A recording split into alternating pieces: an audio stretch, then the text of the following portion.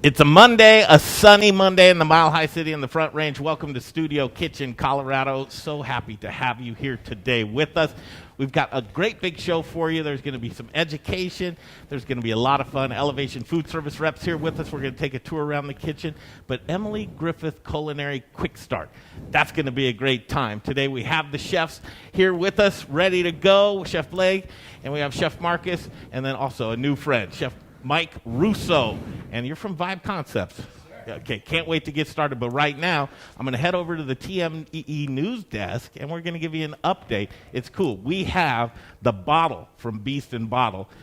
Aileen Reilly is going to join us. Beast and Bottle and Coperta, they've chosen to stay closed. We're going to hear from her next. Hang on, Jay, Aspen Baking Company. That's right, it is. It's time to talk bread, and no better bread in the world, in the city, on planet Earth than Aspen Baking. AspenBaking.com, you guys. That's where you go to get everything you need. If you're a chef and you have a restaurant and you just don't have the wherewithal to bake your own bread, AspenBaking.com. They're the ones you want to get. If you're doing catering, boxed lunches, AspenBaking.com. You guys, they don't freeze the bread. They don't do chemicals. They don't do any of the fake stuff, all right, the colors, the any of that. But AspenBaking.com is where you want to go. Dragon, I lost that camera, so I got to figure that out here. Give me 1 second. Bring that over to me, would you? Would you bring me that phone? AspenBaking.com, you guys. Do you know friends that love bread? Do you know chefs that love bread? Then AspenBaking.com. You send them over to AspenBaking.com. The holiday's over.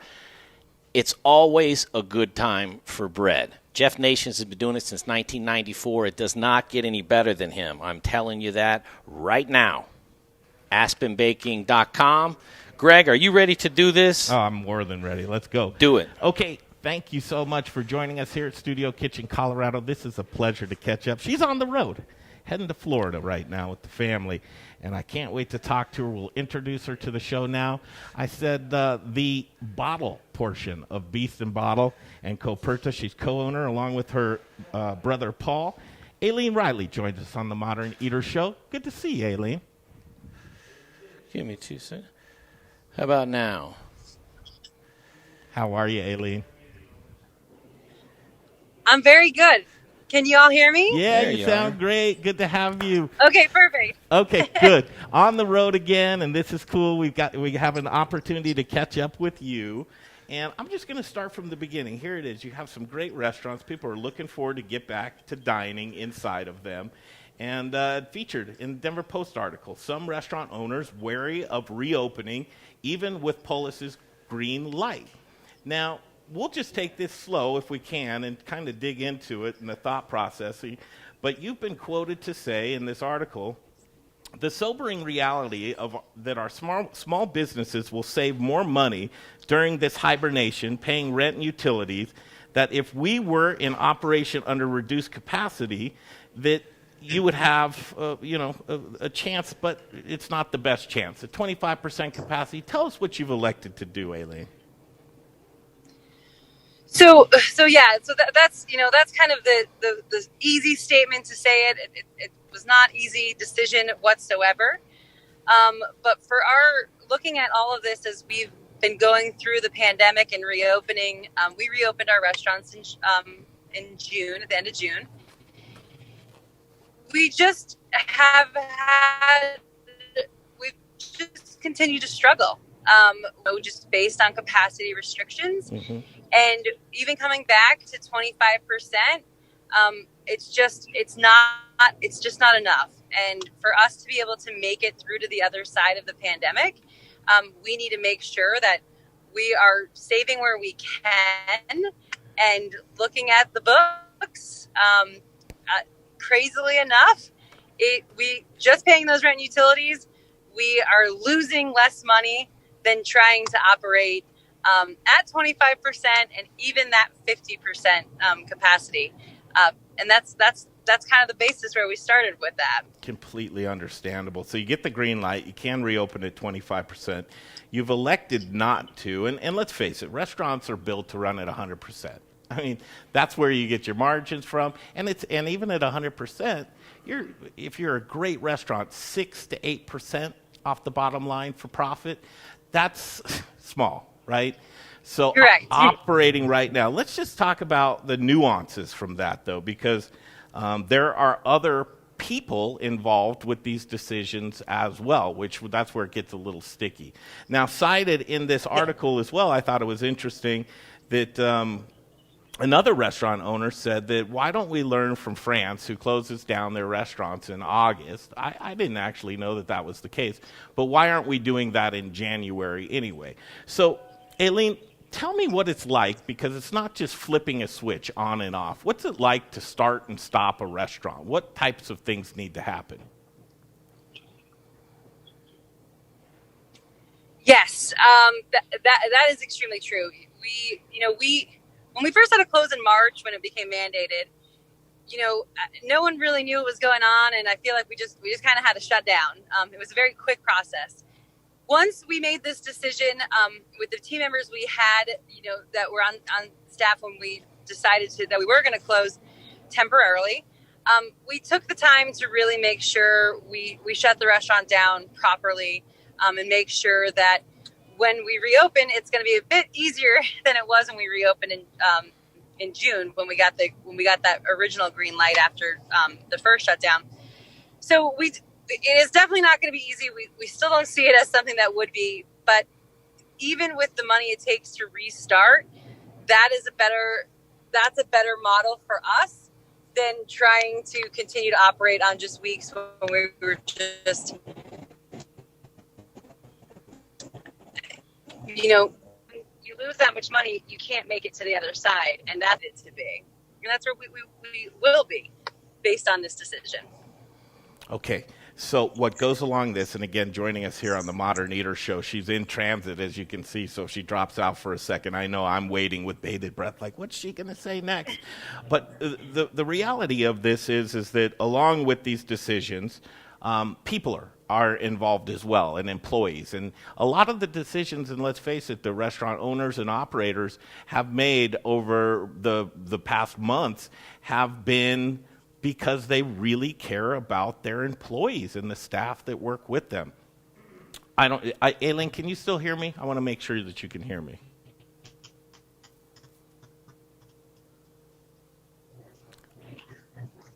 Catch up there. Aileen, can you still hear me? Yep. Okay, cool. Mm-hmm. So in this article, also quoted was an employee of yours, Gabrielle. And Gabrielle was quoted to say, I was furloughed with the intent to be hired back, same as last shutdown, she said. But last time, multiple people were let go altogether. So not being asked to come back weighs heavily on my mind. There's a lot of great employees out there, and for all intents and purposes, they're in free agency right now. She can choose to do whatever she wants to. What do you do to have continued morale for your employees or onboarding? It costs a lot of money to onboard an employee. So what are you going to do with that fast as far as staffing goes?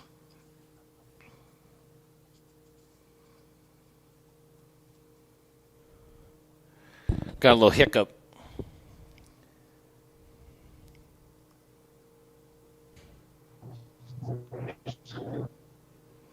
I'm worried that Aileen cannot. Yeah, well, as mentioned, you'll be able to pay your employees.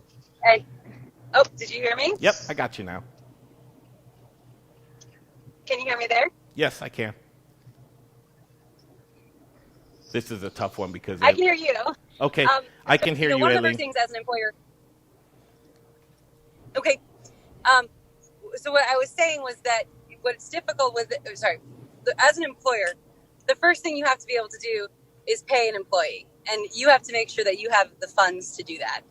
And as an employer, if you can't deliver on that, that becomes extremely problematic, of course. Mm-hmm. So with us we were able to make sure that all of our employees were paid for the work that they did, and then we furlough them with the intent, of course, bringing them back. With limited capacity, that's what you have to deal with. Unfortunately, a staff that was one size is no longer that size when you're running that much smaller. We have tried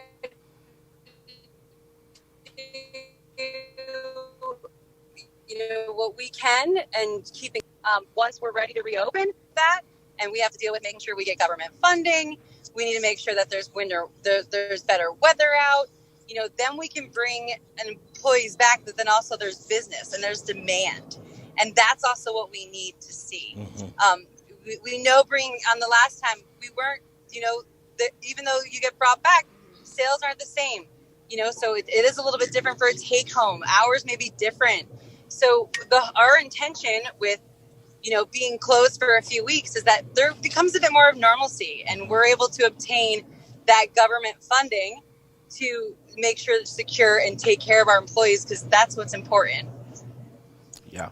Not making money, but saving money by closing it down. And Aileen Reilly here with us, Beast and Bottle and Coperta. We're kind of just talking the ins and outs of her decision, although there's a green light for 25% capacity indoor dining. They've elected collectively to just shut her down, and you call it hibernation, which I like. You're just kind of hibernating a little bit. But what does this do to the business? Let's go to the customer side of this, Aileen. People's habits are changing right now, and that's what I fear so much, is that they're starting new patterns and new habits and going to other places. How do you stay connected with your customer, Aileen? And then how do you also, once you're connected with them, with your messaging, and then we'll talk about your startup plan of what that will look like. Yeah, well, I think, the first thing is the easiest way to be in touch with your guest is I think at this point it's social media, and to just be very transparent, which we believe we are. Our intent is that our intent and our purposes will be back. And that's where we're going. And so we continue to say that with the guests. I think we're all navigating a new normal. So, every day is a little bit different, and we find different ways, whether it's through newsletters or just connection. But as much as we can to stay present, we try to do that. With you and your brother, I know experience is a big thing, and that may have played a lot into your decision of going into hibernation for a bit, for things to be a little less restrictive and maybe more safe in your estimation, and being able to do that, touch the table and have that experience. What can people expect from your restaurants when you do reopen? Will they know that at that point in time there's clear runway and you're able to get back to some kind of normal operations, and is that when they can expect you to reopen? Well, for us, and I believe what we've become known for, is that our food tells a story.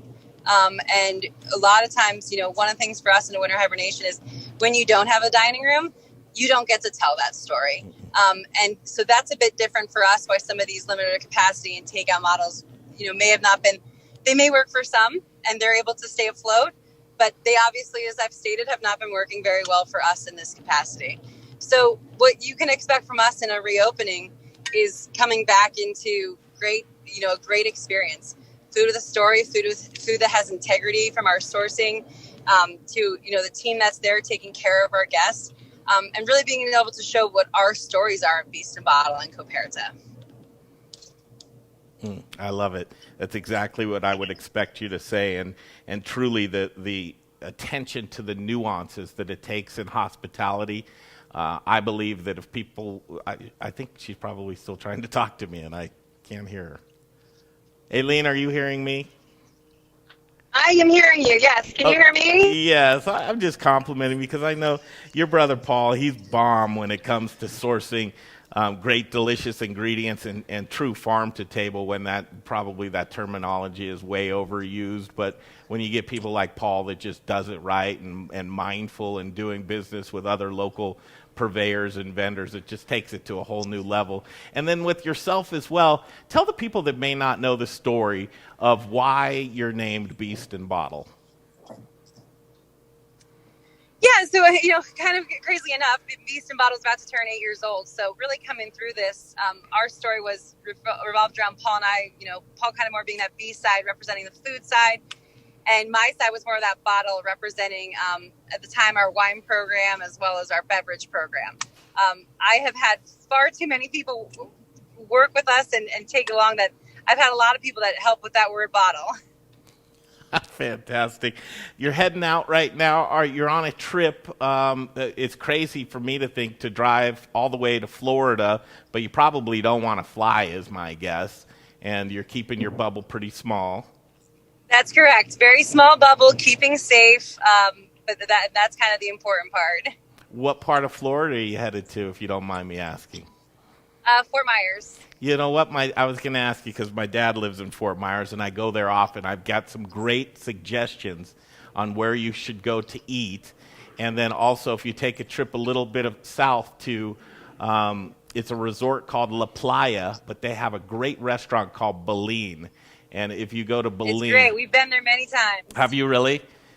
Okay, Yep. Fantastic. And then up there in Cape Coral... I think it's not called the Living Room. What the heck is it called? I just visited it there. But they have a couple of great concepts there in the Cape Coral. No, it's called... it's Guest room. No, it starts with an F. It's called... Foyer. No. Jay's jumping in. Anyways, offline, I'll give you a couple of suggestions, but I'd love to hear if you go out. Hey. Do you have any idea of where you're going to go eat when you're down there? Not too much. We self-isolated, and we're seeing my folks down there because we haven't seen them. So Gotcha. in a little bit of time, just getting as I said, very small bubbles. So there may probably a lot of at-home meals. So if you get any takeout, I remembered the name. It's called Fathoms. Fathoms is the restaurant there in Cape Coral. They have a great takeout program as well. So I'm so glad that you caught up with us today. I mean, I completely understand where you're coming from. Just because the restrictions are loosened up a bit and you can operate at 25%, then maybe that's not the best business plan for everybody. So I really, really appreciate your perspective with that. And can't wait for you to open your doors. And I know when you do, I'll be one of the first back in there. Well, great. Well, thank you so much, and thanks for the time. And we look forward to being back. That's so great. Okay, Aileen Reilly and Beast and Bottle and Coperta along with Paul. You guys be safe. I know you will, and we'll see you back here in Denver, Colorado. Say hi to your folks. Well, thanks all. Have a good day. Okay, that's fantastic. It was good to catch up with her. And again, featured in Denver Post article, and we had to cover this. On the 30th of December, Jared Polis, I almost called him Chef Jared Polis. Governor Jared Polis brought the restrictions up and bringing red into orange and at 25%. And a lot of people jumped at that, and they got ready. They didn't have much runway, but on that Monday, folks have opened up their dining rooms. So to see that decision in that Denver Post article, I thought it'd be really worthwhile to catch up with Aileen. Glad that we did that. Thanks for joining us, Studio Kitchen Colorado. We've got a great show for you here today. We're going to jump in the kitchen. And In the Kitchen, brought to you by Elevation Foodservice Reps. We're going to take a break. We'll come right back. You're going to hear from some great local sponsors. Check those sponsors out, and if you have time or you see a product that you could use, please support local. We'll jump into the kitchen. We have Chef Blake, and we have Chef Marcus. Chef Blake Stine, Chef Marcus Eng. Tonight, their classes start. Emily Griffith, Culinary, quick start. You guys wait. This is going to be so cool. Sign-up information is on themoderneater.com. You'll see a tab. Some of the best of the industry are going to join us to kind of collaborate with this. And this gentleman that's in the corner here, Chef Elan Wenzel, Element Knife Company. We're going to do some knife demonstrating. We're going to do some kitchen basics. It's a good time here in Studio Kitchen Colorado. You stick around. We'll be back. The Modern Eater Show continues. Hey. What's going on, everybody? This is Brother Luck from Lucky Dumpling, 4 by Brother Luck in Colorado Springs, and I am rocking with the Modern Eater. You're watching them, you're tasting them, you're knowing everything there is to know about Colorado. Hi, Charlie from Brews Beers here. Our new Belgian Abbey 4-pack is a mixed package of the 4 core beers made in Abbey and Trappist breweries in Belgium. So we have a single, a double, a triple, and a quadruple in one package. Now, quadruples are the emperors of Belgian monastery ales. They're dark in color, with a dense tan head, and alcohol ranging from 8 to 12%, so they're pretty strong. Quadruples are very rich and complex with big maltiness, spice, and flavors of raisins, cherries, and plums. Alcohol is apparent in the mouthfeel, but not overwhelming, even at 10.5% ABV. So the finish is long, complex, and dry, and they're great beers anytime, by themselves or with hearty foods.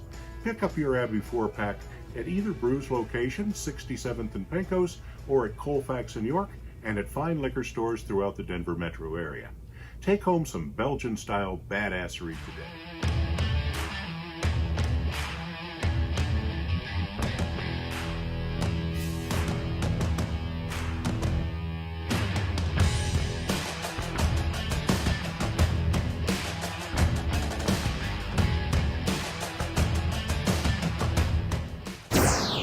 You're watching The Modern Eater, and now back to the show.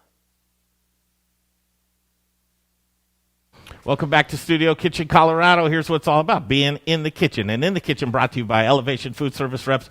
All of your kitchen needs, you got to get a hold of these guys. But Rich O'Brien and Howard's here with us today. Reach out to these guys. And one of the things that's cool is you can get on their social media.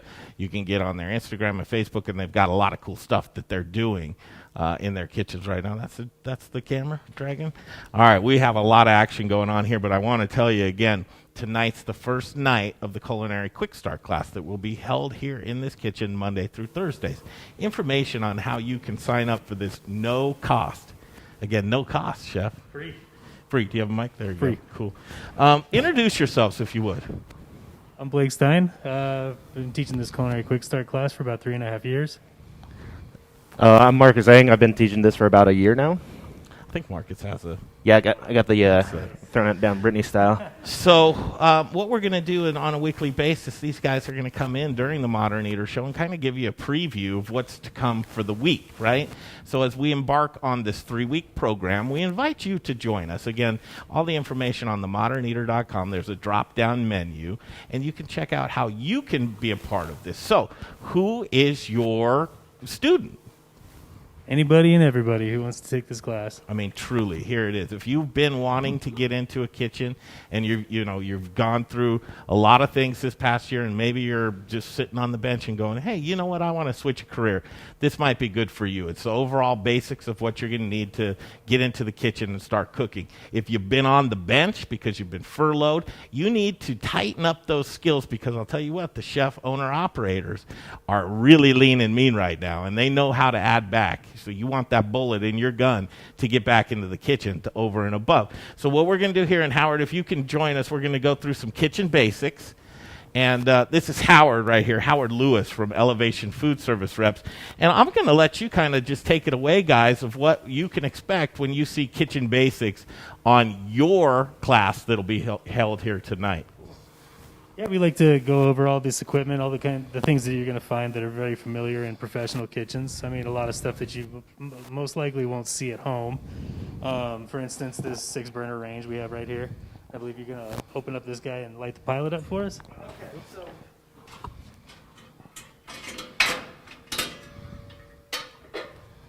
first off, this is a jade range. This is actually made in the Southern California area, and Jade is one of the most premier manufacturers of kitchen equipment. It's heavy gauge, it's high output, it's really a solid piece of equipment. It can last you a long, long time. You can see we've got... Talk right in that microphone, Howard. There you go. Thank you, sir. You can see that the burner tops are all solid stainless steel. They've got a nice large saute burner that covers a lot of the area on top of the top here, so that when you light it, and they all have standing pilots, once you get it lit, you turn it on, you get this nice big flame profile, high BTU, covers a lot of the surface of the pan. And then in the oven here, so commercial ovens are a little bit different. This one has a thermocouple that you hold. It's kind of like a safety pilot. Once you get the pilot lit, you hold this, we'll light it over here, and then we'll turn it on, and we'll get this big, nice flame. It's underneath. The oven will heat.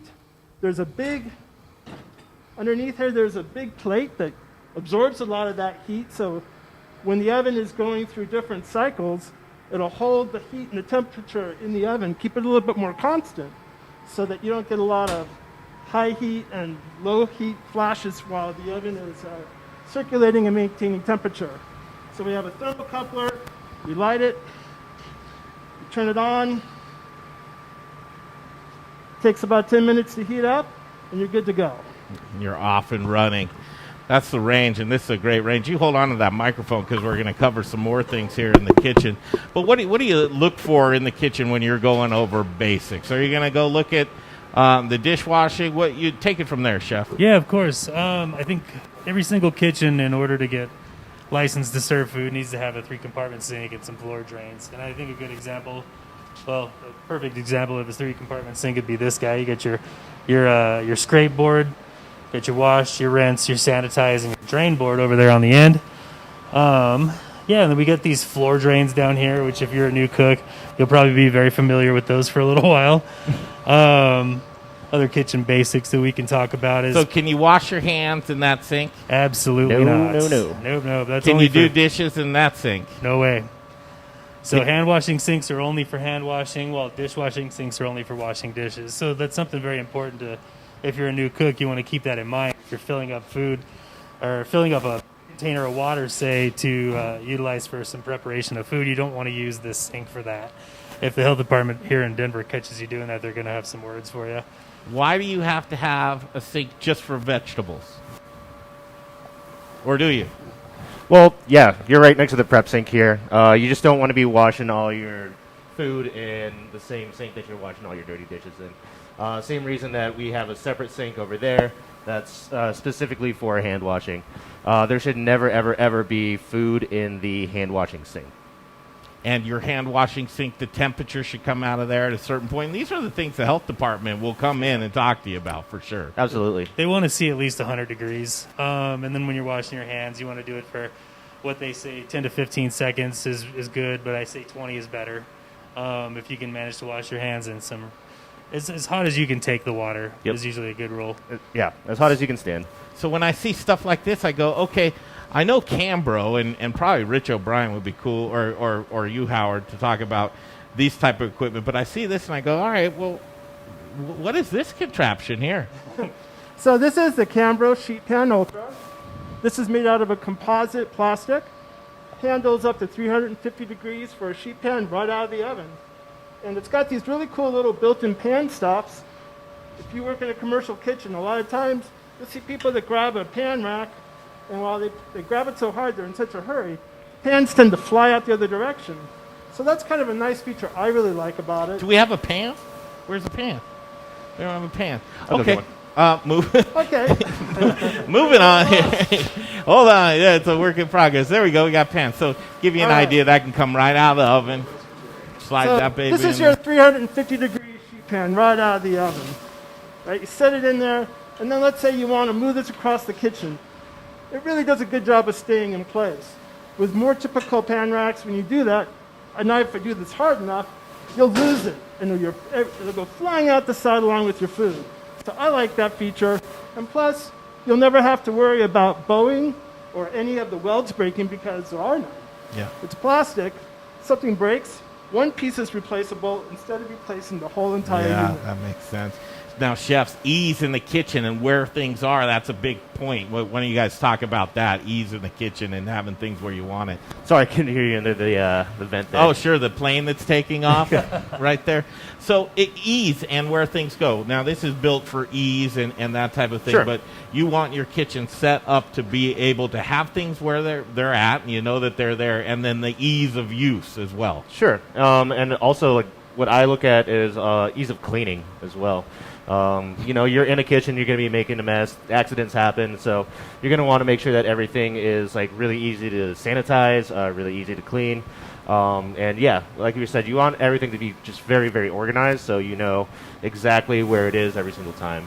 So it's not all about just cooking in the food as well. There's the setup, and then there's the breakdown and the cleaning, which you're very right. Chef, I'm really good at making a mess. And I'm not great at cleaning it up, that's for sure. This thing over here, I think is really cool. It's a great addition to the kitchen. But to have some of these toys in your kitchen, you can't just look at it and go, stare at it like the dairy cow. Talk about this piece of equipment right here, would you, Howard? You're talking about... Yes, sir. Okay, so this is also from Cambro. It's a Procar Ultra. This is an insulated holding cabinet, 2-compartment. It'll hold temp for up to 4 hours, which is pretty good. And that's when you keep the door shut. What's really special about this, the top one has the ability to hold food hot, and the bottom compartment has the ability to hold cold. So you can keep this in the recommended temperature range with it shut, plugged in indefinitely. As you unplug it and use it to transport without opening the doors, it'll hold that temp for 4 hours. It's got universal sheet pan racks that are available So cool. and adjustable. They come out and they go for size. You can put your sheet pans, your pizza boxes, your hotel pans, just a lot of different products, and hold it at temp. Like I And said, so for- Chef Marcus's first thing that he would say is this easily cleanable right here? Yep. Sure is. So if the heating and the cooling processes are made to be removed, you can take it apart, take it to a cart station, and just hose it out as much as you need to. Very easy to clean. It's NSF. There's no difficult nooks or crannies anywhere. Fantastic. Keep that right up to you, Howard, when you talk, because Jay's probably like, man, I hear the fan and you.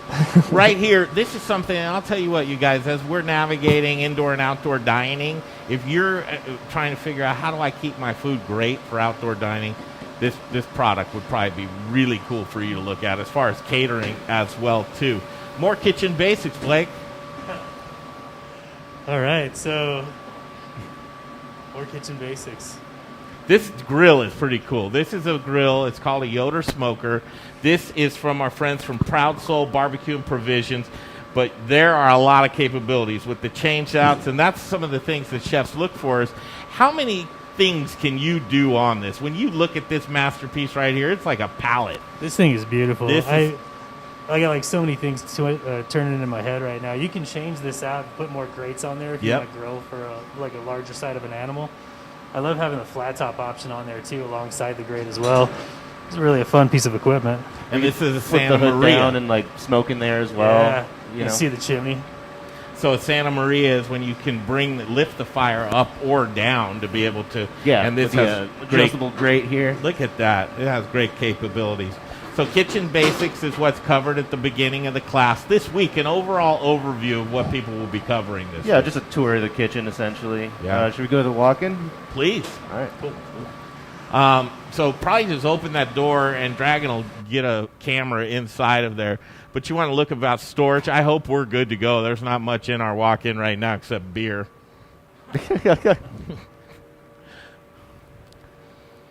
We'll cover walk-in and storage. I think a lot of people really need to understand what the health department is looking for in there, but there's ways of storage of where you have your meats and you don't want them above your vegetables and that kind of thing. So, and a lot of labeling goes on too. Absolutely. We like to teach our students the proper way to store product inside of a walk-in based on Metro shelving racks like you see inside there right now.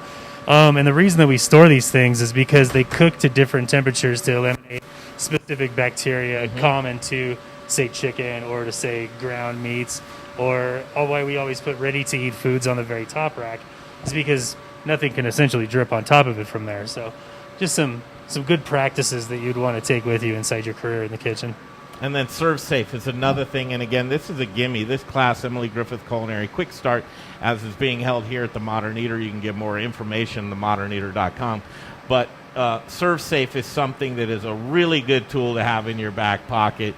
Talk about what Serve Safe is. Yeah, Serve Safe, nationally recognized food handlers certification as well. We get all of our students to do it. And through Emily Griffith Technical College, we pay for it for you guys. So all you really got to do is study, take good notes, listen to what Chef Marcus and myself have to say regarding food safety during the class, and then take a stab at it. I mean, it's something that's good for 2 years. So once you have it, you get a certificate that you can print out, and you can attach it and bring it alongside your resume for when you go into a job interview. And you'll have that. That way the employer knows that you're serious about cooking food the right way and keeping your customers safe. we're going to be covering a lot of ground, but every week on Mondays you can look forward to these two chefs in here with us, and we'll cover some other things, but we're looking to synergize. Chefs, I know that there's a lot of you that are very talented, and this educational aspect is really cool. So as we talk about the curriculum, we want you to jump in and give us some feedback. And you can email us directly, themoderneater@gmail.com. But also, again, this is a gimme, and this is behind a wall for just students, so this isn't going to be something that we stream. It's free to you. You can sign up. If you're looking to sharpen your skills, we ask you to join us. If you're new to the industry, we ask you to join us. But what you will see is the community that we've cultivated, is all the talent within this industry, and we'll have some guest instructors in here with these chefs as much as we possibly can through that. So that's something that I think you'll really enjoy, being a part of this culinary crew with these guys. So again, Emily Griffith Culinary Quick Start. You can jump on themoderneater.com. It's a no-cost class, and you can sign up. It's probably a little too late for this next 3 weeks, but you can come into the next one, which is about a month from now. Every month there's a new class. 4 weeks from today, we should have a new one starting. 4 weeks from today. So jump in on that. You're going to see a lot of this, and you're going to see a lot of the community coming together as regulations loosen. We are here in the kitchen being very respectful, and that's another thing that you need to learn, is that there is COVID protocol inside of kitchens right now, and that needs to be followed to the best of your abilities. It's something that's very important to keep a restaurant nice and healthy. I want to take a break, and I want to come back. You guys have some food laid out here. And then also we have this chef, Mike Russo, here with us from Vide Comsys, and Elan Wenzel. We're going to do some basic knife skill stuff. Come on over here, Elan. This is my pal. We got a microphone. Hand Elan one of these microphones. Elan. Good to be here. Man, good to see you again. We're going to do some basic knife skills, and as you can see, we're blessed to have Elan's Knives here in the kitchen. Yes, sir. Element Knife Company. But basic knife skills, I need to pay attention and listen to this one. What type of things are we going to cover today, Elan? It's important. Well, I think it's to fall in line with Emily Griffith. I think we should talk about some basics and safety, how to properly hold a knife and hold your hands. So yes, this is not one of your knives. It's similar looking. Similar looking. Can you hold it like this? Only if you need to fall on your sword if you've done something absolutely wrong. How do you hold it? Where do you put it? Is there a certain place on your board? Is there? This is a teaser. Okay, We're teasing right now. Gotcha. Do you cut this way? Do you cut away from you? Yeah, and there are those things. We'll learn all these things and more. Basic sharpenings, how you can tell if this knife, the tool, the size of a knife, does the size of a knife matter? Not always. We'll figure that out. Okay, we'll break away. We got a lot of stuff to cover. We're so glad that you're joining here today from Studio Kitchen, Colorado. The whole cast and crew will be back in a flash. The Modern Eater Show continues. Hey guys, Alex Armitage over at Sam's No. 3 Glendale. You want a Bloody Mary? You want a cheeseburger? You want a breakfast burrito? Greek salad? Bacon gyro meat? Chicken souvlaki? Barbecue ranch salad? We got you covered. Come down and see us. One more time. Try it again. Hey guys, Alex Armitage over here at Sam's No. 3 Glendale. Now get your ass to themoderneater.com. Thank you so much.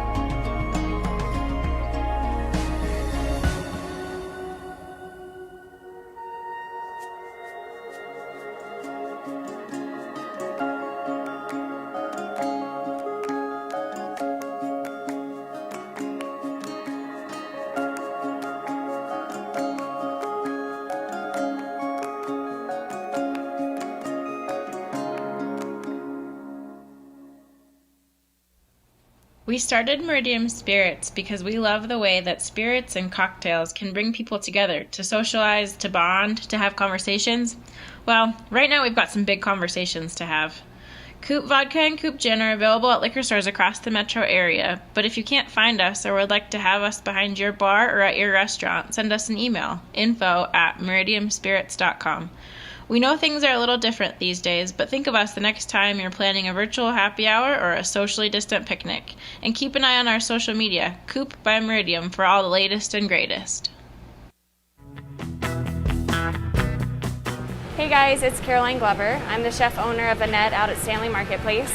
Citrus is about to be in its prime. I just want to thank everybody for showing so much support to small local restaurants in this really hard time. And you're watching the Modern Eater Show. I'm fine with that. All right, back to Studio Kitchen, Colorado. Lots of stuff going on right here.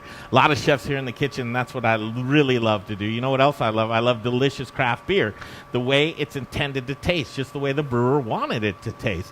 There's a cool guy in town. His name's Jeff Rourke from A+ Beverage Solutions. He's a family man, and he's a local business owner. Those two things with the expertise of Jeff Rourke, that's exactly what you want to do. I'm going up to Monarch's beautiful new casino and resort in Black Hawk this weekend. Jeff Rourke did that build out, and I'll tell you, that wasn't an easy one. From the hardest to the smallest, biggest to the smallest, Jeff Rourke has got you covered. If you're pouring inefficient beer, Jay, what are you doing? You're pouring your money down the drain. Don't pour your money down the drain. Just get a hold of Jeff Rourke and A+ Beverage Solutions. If you need to add a line, he's got you covered. Whether it's wine, water, nitro, coffee, kombucha, add another line, he can be there for you. If you have your glycol system and needs to be tweaked a little bit because foam is money, he can do that for you as well. The build-out is perfect. He's the guy you want to deal with your tap systems, and he's just a phone call away. 720-272-3809. Did I go too fast, Dragon? Do it again. 720-272-3809. It's Jeff Rourke and A+ Beverage Solutions. Emily Griffith, Culinary Quick Start. In the studio here with us today, we have these great chefs with us. We also have Mike Russo from Roadhouse Boulder Depot. You haven't been there? You should go there, and you'll see why today. Chefs here with us, and we have Elan Wenzel as well. Look at these four chefs, the handsome chefs in the kitchen right now. Take it away, guys, and talk about what we're going to do here right now. All right, so what we got set up here, we're just going to do some classic chicken breast cutlets. And I believe Chef Marcus is going to knock out a blanching vegetable demo and a crudité platter and some banya cauda. Yeah, some good eating for everybody. Let's check it out, man. Cool. Here, I'll hold this up. Look at that beautiful knife you have right there. Element Knife Company. Yeah, sure. So what Blake's doing is we're having this chicken breast so that we can kind of get like a nice even cook on it. It's pretty much maybe a little bit shy of a half-inch thick. And then we're going to season these guys. We've seasoned our flour here. We're going to mix up these eggs, and then we seasoned our breadcrumbs with some garlic as well as some a little bit of dried basil, salt, and pepper. Aspen Baking's breadcrumbs. Thank you very much, Aspen Baking. Thank you, Jay. Whipping it up. All right. So the three-step breading technique, which we're going to go over right now, is pretty simple. It's very standard. You want to keep one hand dry and one hand wet, because if you start mixing all these things together with your hands, you're going to be a big gooey mess by the end of it. It's kind of funny to look at, but it's not really fun to walk around. It's not paper mache. No, not at all. So top a couple of these guys in there. And we're dredging these with some flour on the outside so that the egg will stick to it. Shake off the excess, drop them down here into the egg mix. Who doesn't love cutlets? All right. I'm going to pull these out and let them drain just slightly. Toss them into here. Oh, yeah. See how I'm alternating my hand with the dry and the wet? I like to flip it over. Make sure I got a really nice Aspen Baking breadcrumb on top of here. That's right. There we go. And we love local partnerships. That's really what it's all about, to have those partnerships. Yeah, man. Eat local, shop local. And you're going to bake that? Yeah, we're going to fry these in that sunflower oil. Oh, you are going to fry it? Yeah, and then we'll finish them off in the oven real quick. That's fantastic. That oven's still on, right? Yeah. So another thing that you will also cover is temperatures. Temperature of chicken, temperature of pork, and what things should be cooked too. So what's chicken? Chicken, we're going to go for 165 Fahrenheit. Should you ever in a kitchen just guesstimate, or should you always temp it out? You should always temp. When in doubt, you should always temp it, especially because chicken can harbor some really nasty bacteria that'll make you or your customers very sick from eating it undercooked. And I think that keeping our customers safe and returning back to eat at our restaurants is pretty much what we're about. With chicken, it's always safe. Better be safe than sorry. Absolutely. How about pork? I know a lot of times with pork these days, the pork is a lot better and of quality as well, and storage and that type of things. Can you have pork rare? So there's a really cool thing that restaurants do that I'm sure we've all seen when you go out to dinner, where you'll notice this little asterisk on the menu where it says eating undercooked foods could potentially be slightly harmful to you. But that's kind of yourself acknowledging that you want to eat this rare. So if the restaurant's willing to cook it rare for you, they probably will. And pork is bred a lot cleaner than it was back in the day, to where people used to be very scared about it and used to cook the ever-loving. They cook it till it was bone dry. We don't necessarily need to do that these days. Well, Elan, one of the best sushi chefs that I know, growing up as a kid, did sushi, had to have existed, didn't Elan, when I was a kid a million years ago? But it seemed like eating raw fish, that was just, man, that wasn't something that you wanted to do. What come on up here. It's not common for Western. Give him a microphone. It's not common for the Western palate. And I hated sushi when I was a kid. But I fell into it in 99 and fell in love and stuck with it. Yeah, and if it's done right and treated right. Sure. Fish and beef are really things that you can eat raw.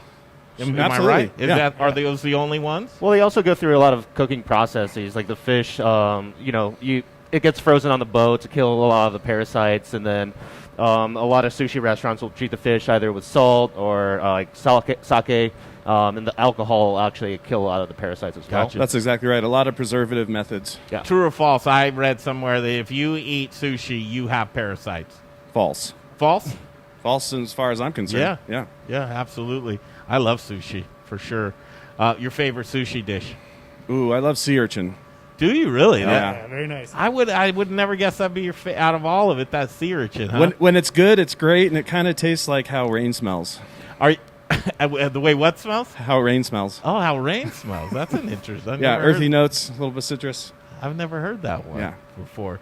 Are we going to fry this up now? Yeah, let's cook these babies up. Here we go.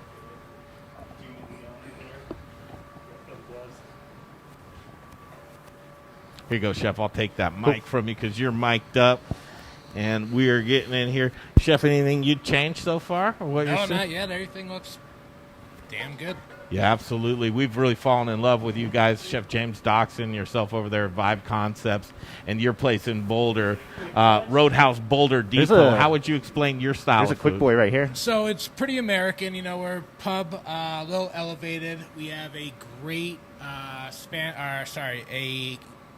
Asian influence. Yeah. We have quite a bit of poke bowls and some paleo bowls and things of that nature, So we're going through a menu change right now. We're going to try and rebrand a little bit and go with the Roadhouse concept and bring in some more ribs and some pizzas and, nice.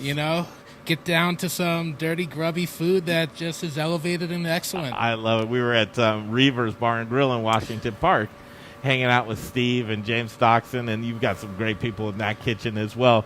But that food, you're right, it's elevated, and ingredients and the way that you put it together, really it pays close attention to detail within your group. Correct. So as you guys were talking about earlier, everybody's looking for locally sourced things. We have a great beef program with Aspen Range that's Colorado based.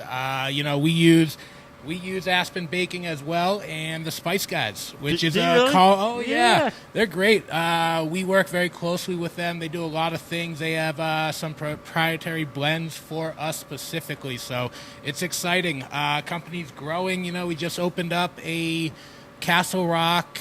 We opened up a restaurant, Castle Rock, with Great Divide and ourselves, and they got full brewery in there, and they're bumping. They're going crazy over there. Do you get down there much? I haven't been yet, but when I go down there, I'm going to have a lot of fun. Yeah, we're going to do that one together. Absolutely. Knives. Are you interested in knife skills and that type of thing? Always. I mean, I was looking at that beautiful Element knife right there, and it is gorgeous. I might be talking to a rep over there and picking up a new one after the show. That's for sure. Elan's always ready to go, and so the knife skills, we're going to do that together, but you're also going to cook something in the kitchen here for us today. Yeah, so I'm making one of our signature dishes. It's our lemon chicken dish. It's got jalapeno cream cheese mashed potatoes, braised kale, pan-seared chicken with a... oh, boy, blanking. That's fun. Live TV, right? You're fine, Jeff. It's herb cream sauce, so it comes together really nicely. Yeah, he's all set up and ready to go. Where's your cart? It's in the walk-in. It's in the walk-in, ready to go. And I get the okay. So you can get ready for that with Chef Mike Beautiful. Russo. We'll go over here and do a little play-by-play. Fellas, what you got going on? Just looks like a little bit of... Frying up some beautiful cutlets right there. Yeah, on this Jade Range. Talk to the effect of, and I don't know where Howard is right now, but really what heat distribution is and to have a good range for that. That's very helpful. Marcus? Yeah, you just want like a very even flame underneath the pan, just so that you don't have a hot spot on your pan. That way everything's going to cook evenly. Notice when Blake's putting these chicken cutlets in that he's kind of laying them away from himself. That way, if you have any splatter with the oil, it's away from you. Looks delicious, guys.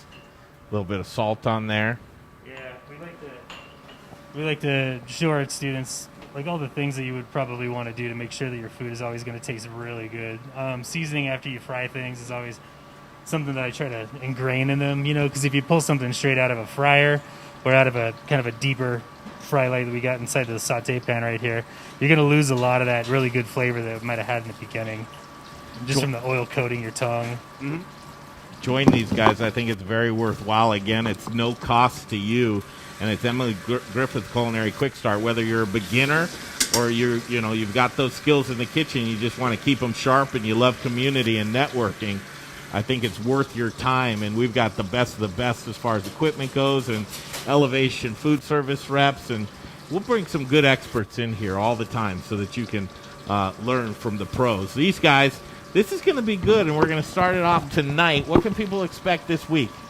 This week we're going to go through, like we saw here, the 3-step breading process. We're going to do a ton of knife safety and knife cuts, trying to get people who are following along at home familiar with how we like to see people handle a knife inside of a kitchen, how people should be cutting their vegetables to make sure that they don't get a bunch of strain on their joints and stuff, because when you cook a food for a living, you tend to stand on your feet for a very, very long time. Mm-hmm.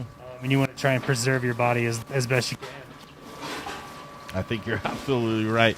Okay, we've got Chef Mike Russo setting up here, and we're going to have Elan also set up. I think we'll do some knife skills and then some more cooking. Are you ready to go with some knife skills next, Elan? For sure. Okay, fantastic. We'll come back. All the chefs are going to do some knife skills. Then you're going to see Chef Mike Russo in action, and all is well in the world, cooking inside of Studio Kitchen, Colorado.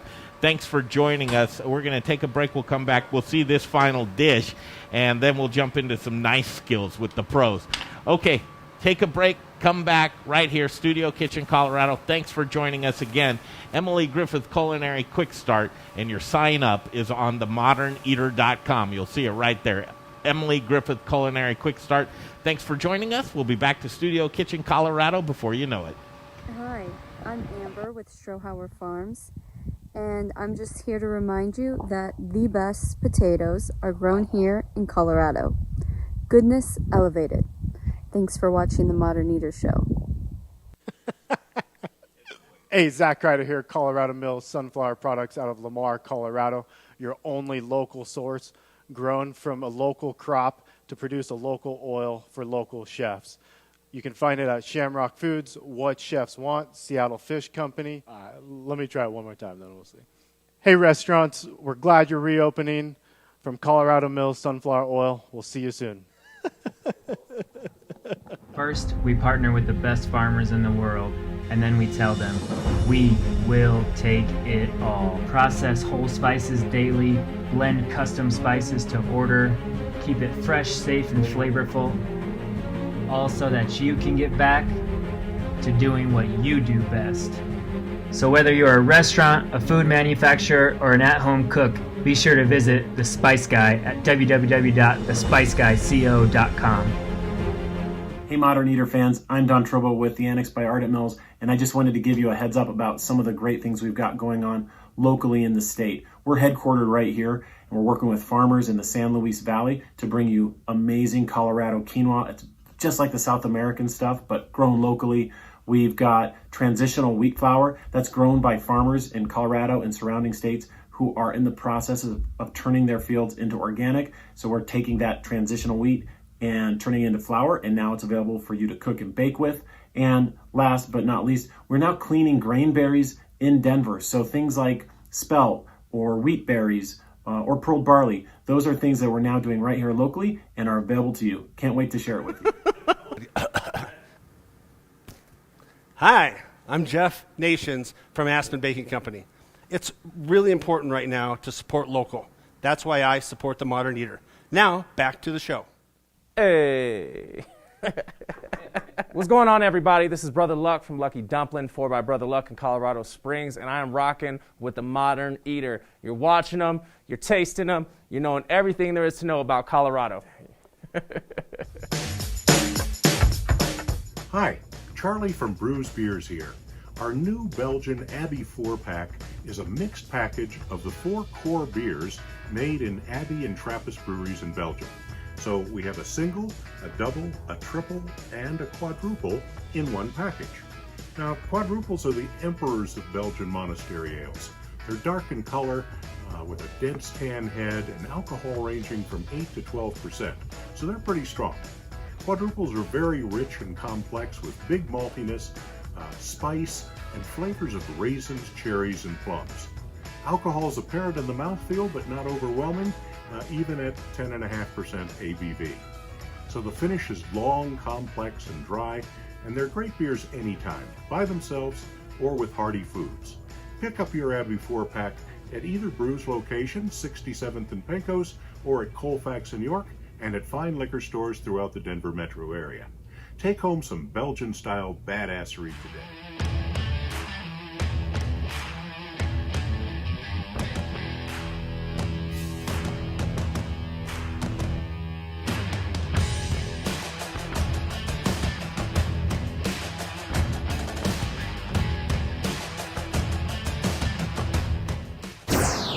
You're watching The Modern Eater, and now back to the show. Welcome back to Studio Kitchen Colorado. This is the stuff that I love. I love to learn, and hopefully you do too. TheModernEater.com. Check out Emma Griffith Culinary Quick Start. But we're going to do some knife skills right now. All the chefs are lined up, all in their places with sunshiny faces, and Elan Wenzel is going to take this away. Some basic stuff, and I'm just going to be that guy that throws some dumb questions at you. Don't laugh me out of the room, chefs, because these are questions that I don't know the answer to. But take it away, just basic knife skills. I noticed that you have your knife facing away from you, Elan. Just to echo the sentiments from 2 segments ago, you know, restaurants are on skeleton crews now, so you want to have the right tools, good tools. This is what we do. This is our chosen profession. And the ethos of Element Knife Company is support and education. So that being said, how you hold a knife depends on what you're cutting. There are times where you really want to choke up on the knife. There are times where you might put your forefinger over the top. We always talk about safety.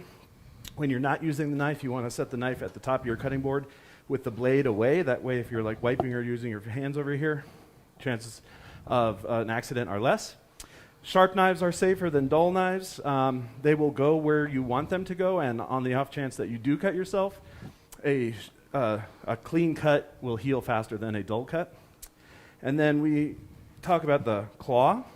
So our fingertips are vulnerable. We want to tuck those underneath our knuckles, and this middle knuckle will be our guide. So we can go back and forth, whether I'm holding something wide or more narrow.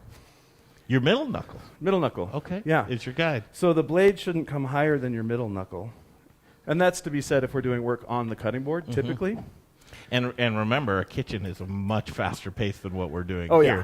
So those things are set up for speed, I would imagine, right? Yeah, and when you're learning these techniques, go slow, practice your form, and when you do a task, time yourself and try to beat your time every time you do that same task. Let's get Chef Russo over here some stuff to cut. You got any things for me that I can? Some carrots. Absolutely. Full broccoli. You got some more stuff there. Okay, guys, and just go through again. These are basics, and don't expect everybody to know this, but if you don't, here you go. You know, and there's more than one ways to skin a cat, but just when we talk about bell peppers, a lot of the time you might want to cut the inside, that flesh side first, because the skin can be tough. But to show what a good knife and a sharp knife can do, it offers little resistance. So we're not going to talk about classical vegetable cuts right now. We're just going to talk about form, going slow. I noticed you cutting away from you on that. There are different techniques. Now, I have a chef's knife, what the Japanese call gyuto. It's the most versatile knife. There's a bit of a belly on this.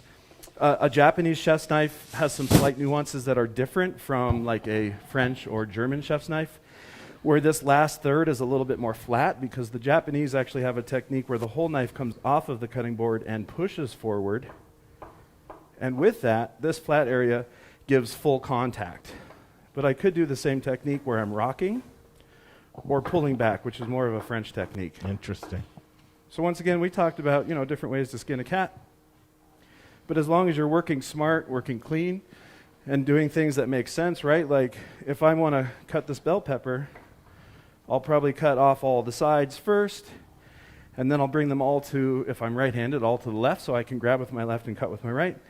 If these were all over here, I'd be crossing over myself, and it would be very slow. And dangerous. And potentially dangerous. That's right. Yep. Chef Blake, Chef Marcus, you guys jump in with some of the stuff that you cover in your course, too. Yeah, absolutely. We definitely talk about a lot of the classical knife cuts, especially the ones that you probably see the most inside of kitchens these days. Small dice, julienne, brunoise, bâtonnets, things of that nature. We don't teach them tournaise. Nobody does that anymore. So you try and keep it on the board. What is it? Tournaise they're a pain in the ass. Yeah. You basically make like a 7-sided football out of a round vegetable, and they're notoriously just difficult. Yeah. But yeah, absolutely. Just like Chef Elan was talking about, the claw, which a lot of cooks, when we teach them later in life, they're relearning how to do this, and that I think poses a huge challenge. So we're always very proud of these guys when they come out and they consistently use the claw, and they're pinching the knife the right way. They're not trying to choke or strangle the thing too hard. Just really good technique and form. That's right.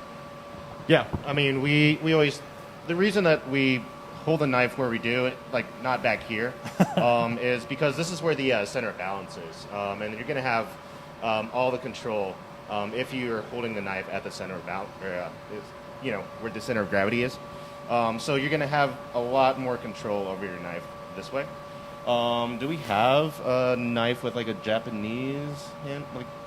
There's different styles of handle too. This is probably our closest approximation. Yeah, this is the closest to like what we call a Japanese style handle. You can kind of see that the tang, this might be full, kind of comes. It's going to go through, and then this is the bolster right here, usually made of like a horn. But you can see here on like this Western style knife that the tang goes all the way through the entire handle. And then it gets riveted. Interesting. We do see 3 different sizes of knives here, Elan. Is it just a preference, or like how if you're 6'5", use this knife? If you're 5'9", use this knife? Does it have anything to do with the size of a person? It kind of depends. There are specific tools for certain tasks, right? Like we were talking about tournay earlier. We would be most comfortable using a bird's beak paring knife or something like that. When it comes to a chef's knife like this for general prep, you can do a 24 centimeter or a 21 centimeter, which would be like an 8-inch or even a 6-inch. It doesn't make sense for me to be cutting like maybe small fish or be butchering small fish with a knife like this. I'd want to use something more appropriate for that. But in terms of like general purpose, anywhere between like an 8 and 10-inch chef's knife would be appropriate. Yeah. Gotcha. The difference, guys, between cutting vegetables and cutting proteins. Is there any technique-wise? I think you'd probably rely on what's most comfortable for you to achieve the job successfully. Like if you're cutting down animals and stuff, some may like to use a boning knife for that. You can certainly use this knife. It might be a little bit awkward getting around certain joints and stuff like that. Yeah. Because you want to make sure you clean as much meat off of that carcass as you can. Yeah, certain shapes lend themselves to certain tasks better. Yeah. So, something like a scimitar and a boning knife are better for butchering like red meats. I might want to use something like a deba or a miyaroshi deba, and I learned that from the Jap. That's a specific kind of knife for butchering fish, specifically removing heads and fillets. So yeah, it's just, certain fundamentals that go across no matter what you're doing, right? So how you work on your board, your form too, like feel free to move the product in a way that's more comfortable and makes sense. You don't have to keep food product up here and like lean over. Bring it down and do that, right? So same with if you're butchering a fish, right? Set the fish, angle it up or this way, depending on where you are in that process, so that it makes sense and that it's comfortable and that you're efficient. So you don't get a neck strain. Absolutely. Posture and how you stand. You're on your feet a lot, aren't you guys? And then the shoes that you wear too. Yeah. Oh, yeah. So beginner knife skills, we're going to be covering some of that tonight. I also think that handling's important, but also cleaning and storage too. So you just throw that in the dishwasher, don't you, Elan? I wanted to watch him say. Oh, the knife? No. A knife never goes in a dishwasher. How do you care for a knife? So you just want to when you're done using it for that particular task, you want to wipe it clean. When you're done for the day, warm soapy water, and even in between tasks, of course, because we don't want cross-contamination. So that's it basically. Yeah. Do you put it back in its case or in a sleeve? Yeah, at the end of the night, and it's knives are very personal. Some chefs have knife bags or knife rolls or attaché cases. Some leave their, if the work environment is safe, you can leave your knives there. Otherwise, chefs take them home. Yeah, everybody has a story about their knives that they love. Is this your personal knife, Chef? Let me see that microphone for a second. All right, your knife. Why do you love your knife, and what about it is that this is your keeper for you? Well, this is a big one for me because this is what I got when I went to school at Johnson & Wales. So it has a lot of memories tied with this, so I like to use this. I do have another knife that I use in the kitchen at my restaurant, a shun, which I love. It's very sharp, but I definitely don't leave my knives around because, as you said, everybody's got a horror story about a knife, and we don't need to go into it, but my philosophy is it's your knife, you take care of it, you keep it safe, and you put a guard and whatever you got to do, and it's your knife. It's your property. Knives are very personal to chefs. Chef Blake, your knife and why you chose it? This is I've used this knife every day for probably 5 years. It was a Christmas gift from my old employer, Frank Bonanno. Just a fantastic knife. And then something to note about Japanese steel, you don't ever want to put these knives away wet because they'll turn color on you. Just keep in mind. But I love this knife. It's been with me for a very long time. It's interesting, and as we go around the horn here, Elan, you'll take this in. It'll all make sense when I ask you the question. Chef Marcus, your knife right there. Yeah, kind of similar. I think it's the same length. This is a Masamoto, given to me by my dad for a Christmas gift, and I had this sharpened to like a 70-30 for a left-handed person. I'm left-handed. Chef Blake's also left-handed, so if we demo anything and it looks backwards, that's exactly why. But yeah, I had this sharpened to a 70-30 bevel for a lefty. I've had this for, I don't even know how long at this point. But yeah, it's my everyday knife. Like I pretty much use two knives for 95% of all the cooking I do. And then I've got like another sashimi knife that I use for just fish and slicing meats, but 95% of the cooking I do with these. Knives are completely personal. So if you get into a program like this, you're like, I don't have my knife or my story yet. That's where Elan comes into play, right? That's right. So there's two parts of this, Chef. You hear from these guys all the time. The chefs are already in the business, and they've got this attachment. I mean, it truly is their lover. This is something that they love and they want and they have stories behind it. How do you introduce a different knife into their lives? The mistress. How do you bring the mistress into the one family? good thing is, like, if you come into a shop like mine, you can pick the knives up and look at them and feel the balance, like Marcus had talked about earlier. The Japanese knives actually have something referred to as a sweet point, which is 2/3 down from the point, where the knife feels balanced when it's in motion, and that really helps it become an extension of your hand. And those nuances change from knife to knife depending on the alloyed material that it's made from and the handle material. Inherently, some of those materials are heavier or lighter than others. Mm-hmm. But it's a good way to get a feel for the knife and how it's going to function for you. I got a great marketing idea for you, story-wise. We come into Element Knife, and you're at Broadway Market, right? Oh, no. You moved. Yeah, we had Stanley. to move. Yeah. I love it. I got to see the new digs. Yeah. A great place to go. Here's how you give them that story. Just give them a little flesh wound. Just on the arm or someplace, and then the story's already there with that knife. Crazy Elan, cut me with his knife. This is the knife, and now it's in. Would that work for you guys at all? Just a small flesh wound? I mean, they're going to end up cutting themselves at some point. They are. Everybody New does. knives are typically hungry for blood. Exactly. It's now a part of you. So a beginner, which knife would you want to tell a beginner to come and get from you at Element Knife? So I think a good knife for a beginner that I typically suggest is a 21 centimeter or 8-inch chef's knife. It's, like I said, it's the most versatile knife. It will offer them a lot of versatility with that particular size, and then when they become comfortable, if they need longer knives or bigger knives or whatever their tasks are, they will have worked up to that, essentially. Yeah. Here's one thing that I did learn as we went around the horn. A lot of these knives, Johnson & Wales, that was your knife from there. Bonanno gave you your knife as well. You have a story with your knife. Guys, owner-operators, get some knives for your guys in the kitchen. The guys and gals in the kitchen, you get a nice gift for them. They'll remember it forever. Yeah, and if you especially can in these support days. local. Yeah. Talk about Element Knife Company before we wrap this baby up, and you can join Elan for some knife skills. I think you're scheduled to come back in a couple of weeks. That's right. And join them. 25th, maybe? I can't remember. And do some Correct me education. if I'm wrong, yeah. That'll be some good stuff. Talk about Element Knife. So yeah, we're a small self-funded business. I'm a chef by trade, classically trained, and then I fell into sushi. I ended up training sushi in Japan in 2004, and that solidified sushi and knives for life. And then I had the opportunity to sell knives, and it's just been a grassroots effort ever since then. And really, like I said earlier, the ethos of Element Knife Company is support and education. We offer industry discounts on knives, industry discounts on sharpening services. Feel free to come by the shop, and we can talk about, if you want to understand something about sharpening your own knives, I invite chefs to come. We just have them come behind the counter. We'll go over all those processes and fundamentals and talk shop, and I'm here for you guys. I'd say go there. Stanley Marketplace. Elan Wenzel, Chef Elan Wenzel, he's a friend of ours.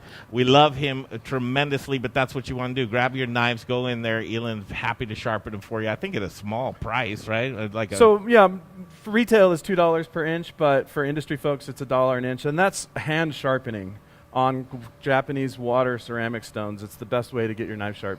Keep your tools nice and sharp, right? That's right. How do you guys sharpen your knives? Tri-stone. Yeah, I use a whetstone. Whetstone, for sure. Okay, go in, check them out, check out their knives too. Chef Russo, you already said you might be talking to Elan right here.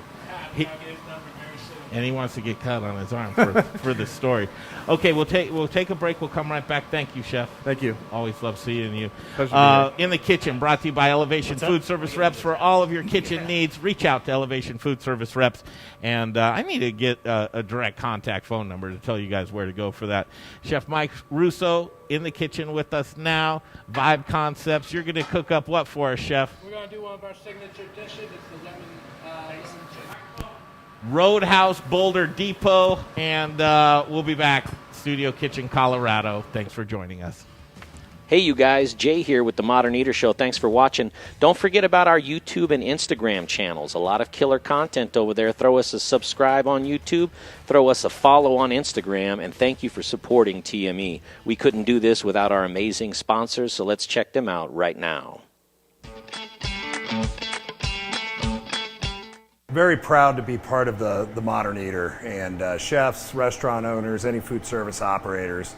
I know right now that delivery and carry out is bigger than ever, and we got you covered. Cambro has a full line of delivery and carry out items. More economical options are expanded polypropylene or EPP, nice insulated container. The ProCard Ultra is really versatile. It's a great unit because you can actually store cold products down here, hot products up here. It's all 120. There's no refrigeration worries. It's all thermodynamics. Just let us know what your food service challenges are, what it is we can do to help you out, and there isn't anything that we can't do for you. So hope to see you over here at our facility in Park Hill soon, and stay safe out there. You know, everybody, with several $1 million of hard assets here, insurance is very, very important to us. Ewing Levitt covers it all. Machinery, building, workman's comp. Ewing Levitt's got us covered from the floor to the ceiling, from our alley, even to the street.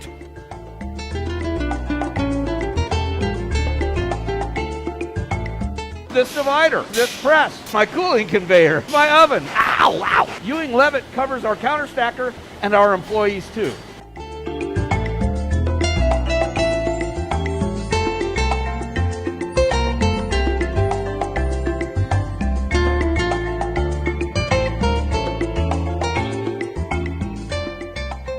If you need insurance, take it from Little Rich at Rockalitas. Call Ewing Levitt, they'll get you covered.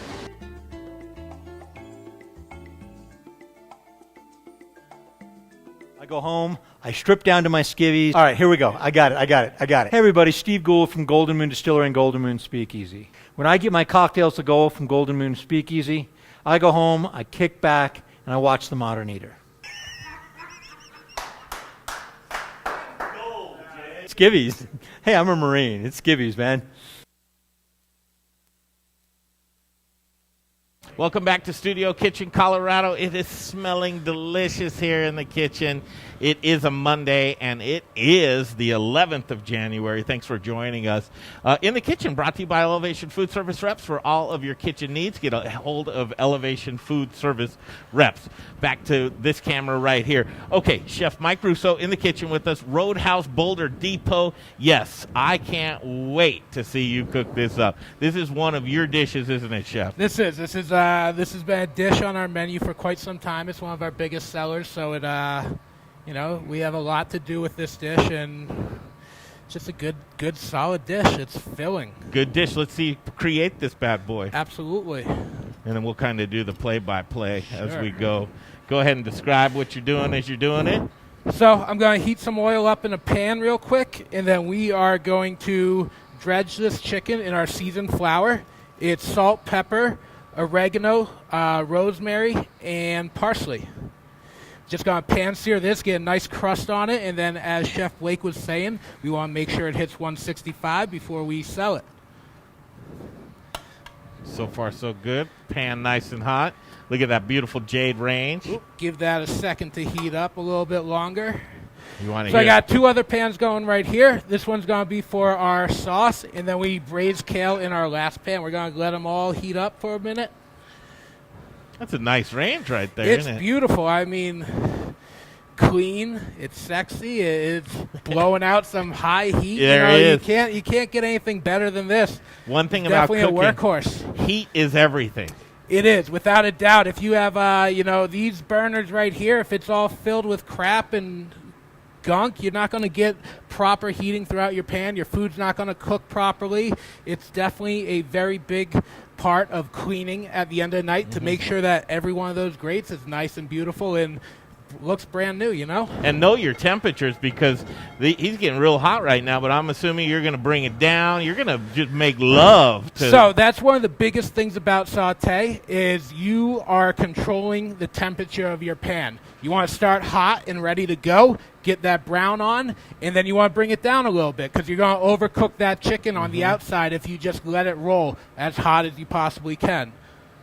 So one big thing that we always check for when you know your oil is hot, it's going to shimmer and move around nice and fluid. So that looks hot. Yeah, jump on in there.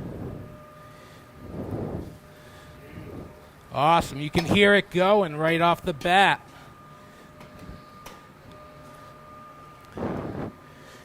So in this pan right here, I'm going to build our sauce. Our signature sauce has shallots, garlic, heavy cream, a little bit of milk, and a little bit of chicken stock. And then I made a slurry for us to help thicken it up. Here comes that garlic. So I'm sorry, Jesus, I'm forgetting your name. But Greg, as we talked about, going to slow that flame down. Don't want the garlic to overcook and brown too quickly. Yeah. So now you're moving at this point. You've got your game plan. You're organized. You know your Correct. stations and heat. Deglaze with a little white wine.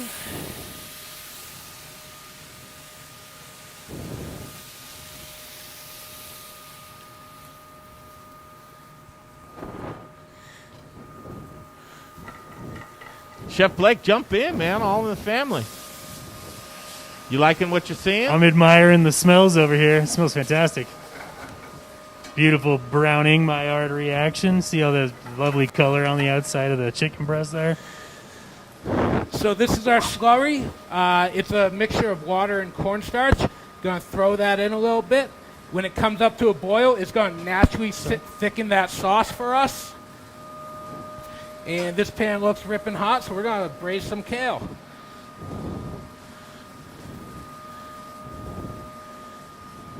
I don't know how you guys multitask like that. I get distracted, and obviously I'm not focused in the kitchen, but I'll get a phone call or, you know, and there I am. You know, you got to really pay attention to what you're doing. But it's a rhythm type of thing, isn't it, Chef? It sure is. Once you get comfortable on a line, you really start to see how long it takes to cook things. Deglazing with a little white wine right now. Always got to season.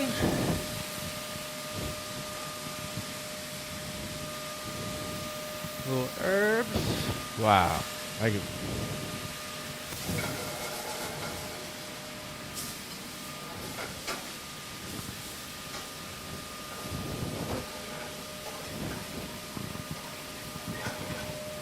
A little bit more.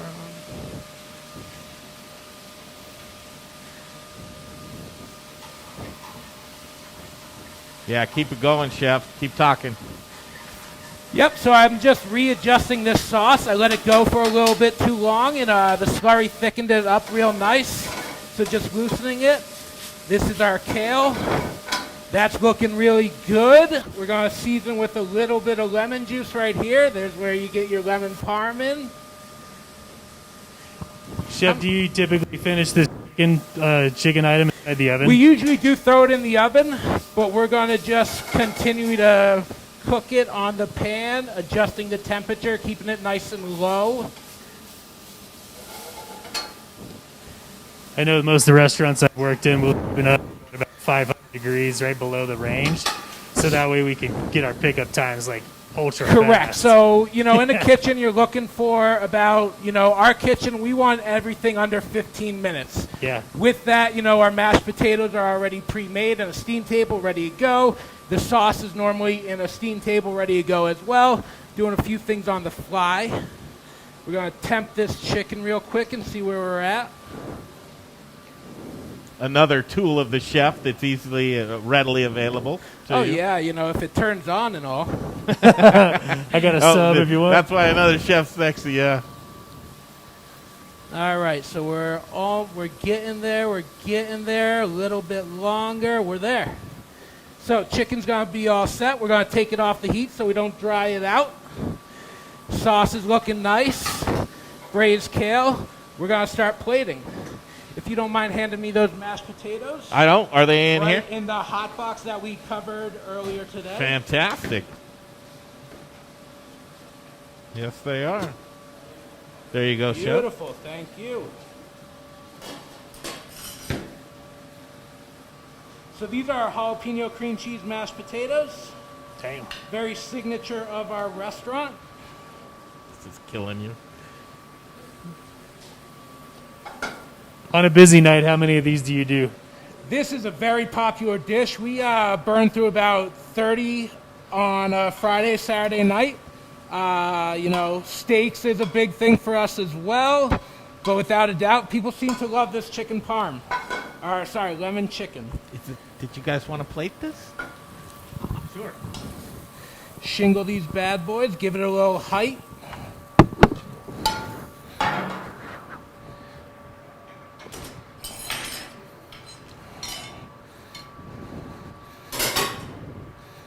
Drop this sauce over it.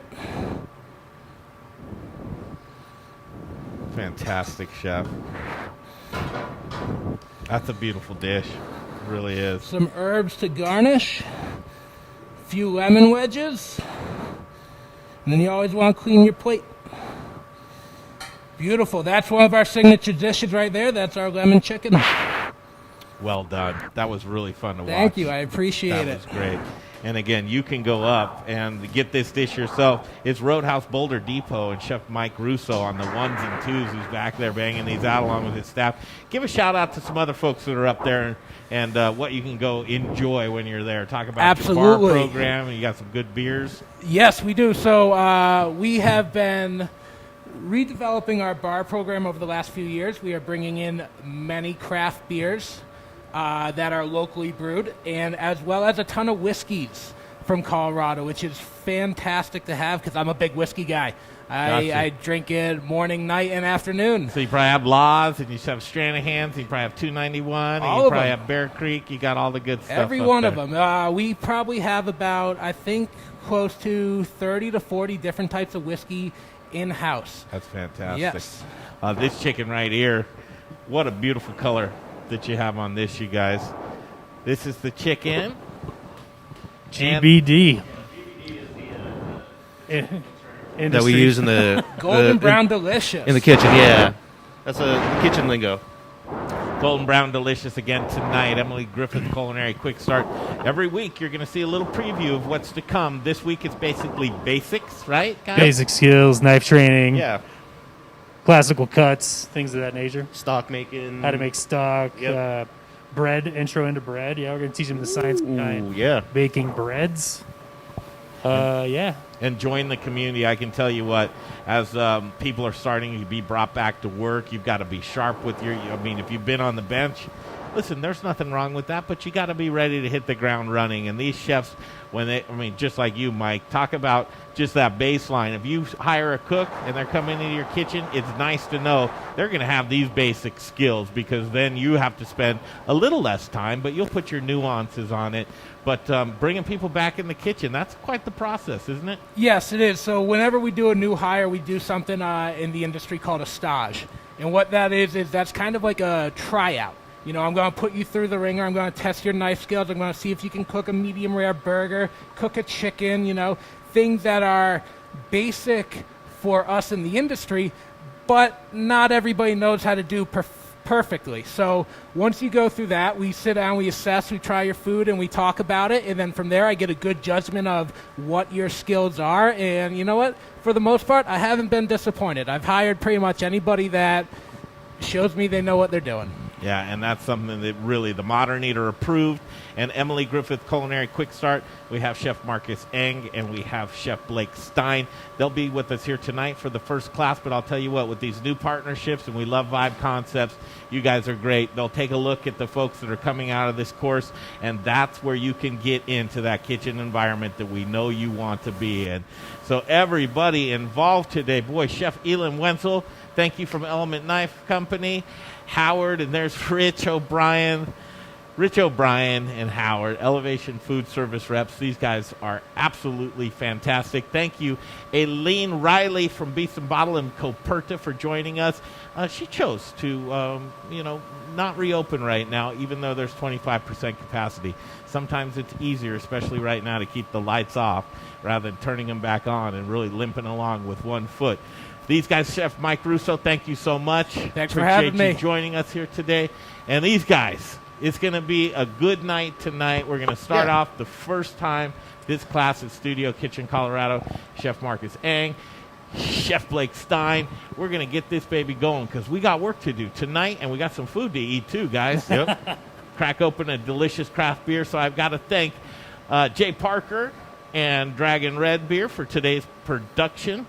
Dragon, it's good to have you here in the kitchen. Hopefully see more of you. For myself, Greg Hollenbach, we're going to kick that rock down the road. We'll see you back on Wednesday from Elevation Foodservice Reps. We are going to be live showing you the latest and greatest, the coolest equipment. You'll want to tune in for that. And then Friday, we'll be up at the Monarch Casino and Resort. Thanks for joining us. We'll see you on Wednesday, 2 p.m. The Modern Eater Show continues.